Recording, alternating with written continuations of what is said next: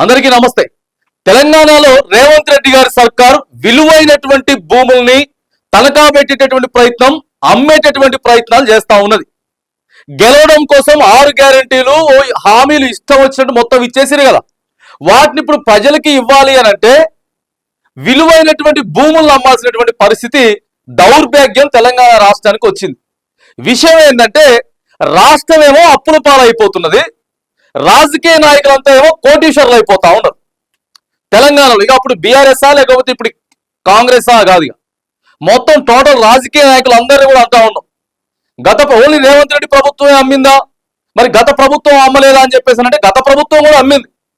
గత ప్రభుత్వం అమ్మింది కానీ 10 సంవత్సరాలలో కేవలం కొద్దిగా కొన్ని భూములు అమ్మేటటువంటి ప్రయత్నం చేసిర్రు. ఇప్పుడు అధికారంలోకి వచ్చినటువంటి సంవత్సరం రోజుల్లోనే విలువైనటువంటి భూములు హైదరాబాద్ లో హైటెక్ సిటీ దగ్గరలో కోకాపేటలో వందల ఎకరాలు అమ్మేటటువంటి ప్రయత్నం చేస్తా ఉన్నారు. ఎందుకంటే నిన్న ఒక ఇంటర్వ్యూలో కూడా ముఖ్యమంత్రి రేవంత్ రెడ్డి గారు చెప్పిండు కదా, మాకు వచ్చేది కేవలం నెలకి ఆదాయం 18,000 కోట్ల రూపాయలు మాత్రమే.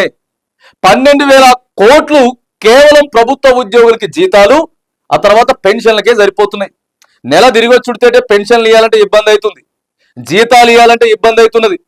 ఏదో కొన్ని క్రిటికల్ అయినటువంటి డిపార్ట్మెంట్లో పనిచేసే వాళ్ళకే 1వ తారీఖు జీతాలు వస్తున్నాయి, కానీ ఇక మిగతా వేరే విభాగాలలో పనిచేసేటటువంటి ఉద్యోగస్తులందరికీ కూడా 5వ తారీఖు అవుతుంది, 10 లోపు అవుతున్నది. జీతాలు ఇవ్వాలంటే, ప్రభుత్వాన్ని నడపాలంటే కటకట అవుతున్నది. కానీ దౌర్భాగ్యం ఏంటంటే రాజకీయ నాయకుల ఆస్తులు పెరుగుతున్నాయి, ప్రభుత్వం ఆ తర్వాత రాష్ట్రమేమో అప్పులలో కూరుకుపోతా ఉన్నది. చూడండి, మీకు ఒకసారి చెప్తా ఏ భూములు వీళ్ళు అమ్మేటటువంటి ప్రయత్నం చేస్తా ఉన్నారు. గతంలో కూడా కోకాపేటకు సంబంధించినటువంటి విలువైనటువంటి భూములు కోకాపేటలో 400 ఎకరాలు అమ్మిరి. 400 ఎకరాలు దాదాపుగా అమ్మలేదు, తనఖా పెట్టిరు. ఐసిఐసిఐ బ్యాంకులో తాకట్టు పెట్టిరు. ఐసిఐసిఐ బ్యాంకులో తాకట్టు పెట్టి 10,000 కోట్లు పట్టుకొచ్చిర్రు. అప్పు పెట్టి పట్టుకొచ్చిండ్రు. దేనికోసం అని చెప్పినారంటే రైతు భరోసా కోసం అని చెప్పింది ప్రభుత్వం. రైతు భరోసా కోసం అని చెప్పి మరి ఏడమైన 10,000 కోట్లు ఎందుకు ఇవ్వలేదు? రైతు భరోసా ఇవ్వడానికి ఎందుకు కింద మీద అవుతున్నారు? ప్రభుత్వ భూములే కదా, మీరు తనఖా పెట్టి 10,000 కోట్ల రూపాయలు తీసుకొచ్చింది. ఇంకేంది ఇచ్చేస్తున్నాం, అది ఇస్తున్నాం, ఇది ఇస్తున్నాం అని చెప్పారు. కేవలం దీంట్లో 4,000 కోట్ల రూపాయలు మాత్రమే ఇచ్చిర్రండి. ఇంకా ఈ పట్టుకొచ్చింది కూడా ఎప్పుడో పట్టుకొచ్చిర్రు వీళ్ళు. గతం ఈ పట్టుకొచ్చి కూడా 4-5 నెలలు అయింది. ఆ సీజన్కి ఇస్తామని చెప్పారు, అది ఎగ్గొట్టిండ్రు. ఆర్థిక శాఖ దగ్గర 10 లంగా ఉన్నాయి, 10,000 కోట్ల రూపాయలు. 400 ఎకరాలు భూమి మధ్య బ్రోకర్లను పెట్టుకొని వాళ్ళకు కూడా మస్తు పైసలు ఖర్చు పెట్టి ఐసిఐసిఐ బ్యాంకు నుంచి అప్పు తెచ్చుకున్నారు. మళ్ళీ ఇప్పుడు కూడా తాజాగా హైటెక్ సిటీ గచ్చిబౌలి దగ్గరలో ఉన్నటువంటి దాదాపుగా 400 ఎకరాలను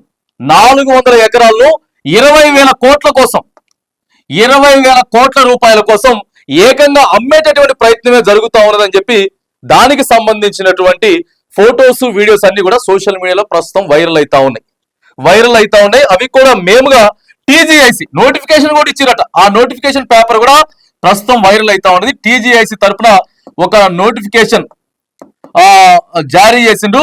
ఇక తెలంగాణ స్టేట్ నుంచి వెళ్ళి అమ్మేదాని కోసం అంటే ఓపెన్ గా పెడతారు అనమాట. దాన్ని నువ్వు ఎవడు ఎక్కువగా వాడుకుంటే వాటికి మినిమం ఇక అది 20,000 కోట్ల రూపాయలు అంచనా. ఏం చేయాలి? 20,000 కోట్లు అంటే మళ్ళా నెల గడవాలి. ఆసరా పెన్షన్లు ఇవ్వాలి. ఆసరా పెన్షన్లు దాదాపుగా 2,000 రూపాయలు ఇవ్వాలి నెలొచ్చుడితోటే. ఇక వీళ్ళు 4,000 6,000 ఇస్తున్నారు. ఇక వాటితో అయితే మాత్రానికి ఉన్న భూములన్నీ అమ్ముకోవాల్సి వచ్చిన పరిస్థితి ఉండేది. దౌర్భాగ్యమైనటువంటి సిచ్యువేషన్ లో ఇగో మనం పోతా ఉన్నాం. ఒక్కొక్కరి మీద భారం పడతా ఉన్నది. సంవత్సరానికే దాదాపుగా ఈ యొక్క 10,000 కోట్లు, ఈ ఒక 20,000 కోట్లు, 800 ఎకరాలు ఆగమాగం అవుతున్నాయి పరిస్థితి. సో వాటినంటే తనఖా పెట్టిర్రు, మరి వాటికి ఇక వడ్డీలు కట్టుకుంటా పోతారు. అది ఇది నడుస్తూ ఉంటుంది. ఇక్కడ ఏకంగా అమ్మేటటువంటి ప్రయత్నమే జరుగుతూ ఉన్నది. మరి ఎందుకు అమ్మిండ్రు, తీసుకొచ్చిర్రు కానీ మరి ఎందుకో కరెక్ట్ గా మరి పథకాలకి ఎందుకు ఇవ్వలేకపోతా ఉన్నారు? తెలంగాణ ప్రజల సొమ్ము తెలంగాణ ప్రజలకి ఎందుకు ఇవ్వలేకపోతా ఉన్నారు? కేసీఆర్ గతంలో అది కూడా చెప్తా ఉన్నా. కేసీఆర్ గతంలో దాదాపుగా 35 నుంచి 40,000 కోట్ల రూపాయల విలువ చేసేటటువంటి భూములు కేసీఆర్ అమ్మిండు. 35,000 నుంచి 40,000 కోట్ల రూపాయలు. అది 10 సంవత్సరాలలో 2014 నుంచి 2024 వరకు అమ్మేటటువంటి ప్రయత్నం కేసీఆర్ చేస్తే ఇప్పుడు రేవంత్ రెడ్డి గారి ప్రభుత్వం కేవలం వచ్చినటువంటి 15 నెలల్లోనే 800 ఎకరాలు 400 ఎకరాలు అమ్మేసిన 400 ఎకరాలు తాకట్టు పెట్టి 30,000 కోట్ల రూపాయల్ని రాబట్టుకునేటటువంటి ప్రయత్నం ఇక్కడ ప్రభుత్వం చేస్తా ఉన్నది. మరి రాజకీయ నాయకులు ఎందుకు అమ్ముకుంటలేరు?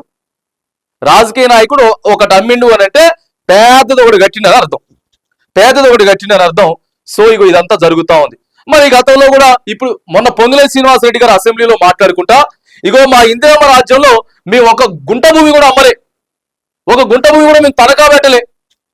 కేసీఆర్ ఎందుకు అంతగానో అవుతున్నాడే? ప్రభుత్వ స్కూళ్ళు ఎడగట్టాలి, ప్రభుత్వ హాస్పిటల్ ఎడగట్టాలి, ప్రభుత్వ కాలేజీలు ఎడగట్టాలి, దవాఖానాలు ఎడగట్టుకోవాలి, మరి శ్మశానాలు ఎడగట్టుకోవాలి, మరి చచ్చిపోతే ఏడబెడతారు, కేసీఆర్ మొత్తం అమ్మేస్తుండు అని చెప్పి మరి గతంలో పిసిసి ప్రెసిడెంట్ గా పనిచేసినటువంటి రేవంత్ రెడ్డి గారు ఇవాళ మరి దానికి సంబంధించినటువంటి వ్యవసాయ శాఖ మంత్రి, రెవెన్యూ శాఖ మంత్రి పొంగులేటి శ్రీనివాసరెడ్డి గారు మేము ఏం అమ్మలేదని చెప్తా ఉంటే మరి ఈ నోటిఫికేషన్లు ఏంటండి?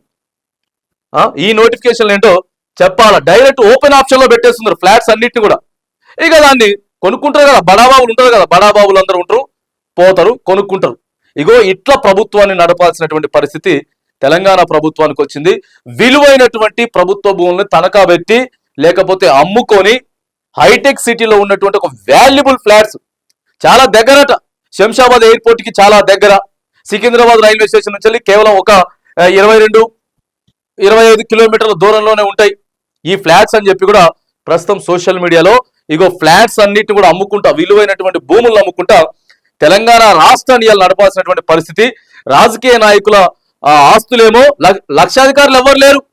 రాజకీయ నాయకులు ఒక చిన్న ఎమ్మెల్యే కూడా ఇలా మొత్తం కోటీశ్వర్లు, పెద్ద పెద్ద బంగ్లాలు, సెటిల్మెంట్లు, దందాలు, ఇవి తప్ప వేరే ఏం లేవు. ఒక్కొక్కరి మీద భారం పెరుగుతా ఉంది. తెలంగాణ రాష్ట్రం అప్పుల్లో కూరుకుపోతా ఉన్నది. ప్రభుత్వాన్ని నడపాలి అనంటే చాలా ఇబ్బంది అవుతా ఉన్నది. ఈ రోజు ప్రభుత్వ విలువైనటువంటి భూముల్ని అమ్ముకుంటే గాని రాష్ట్రం నడవనటువంటి పరిస్థితి అని చెప్పి సోషల్ మీడియాలో ఈ వార్త తెగ చక్కర్లు కొడతా ఉన్నది.